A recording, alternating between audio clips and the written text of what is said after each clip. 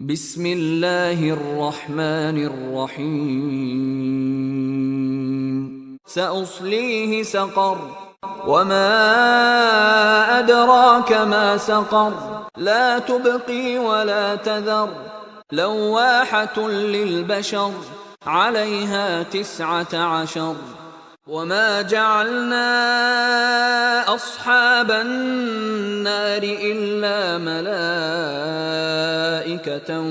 وما جعلنا عدتهم إلا فتنة للذين كفروا ليستيقن الذين أوتوا الكتاب ويزداد الذين آمنوا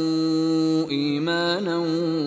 ولا يرتاب الذين أوتوا الكتاب والمؤمنون وليقول الذين في قلوبهم مرض والكافرون ماذا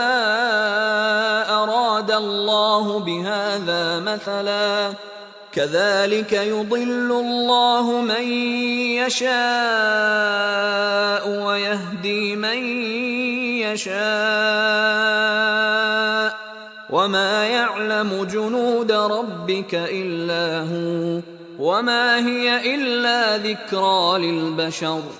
كلا والقمر والليل إذ أدبر والصبح إذا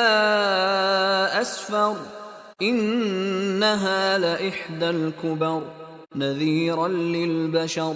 لمن شاء منكم أن يتقدم أو يتأخر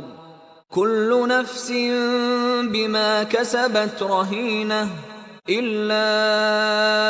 أصحاب اليمين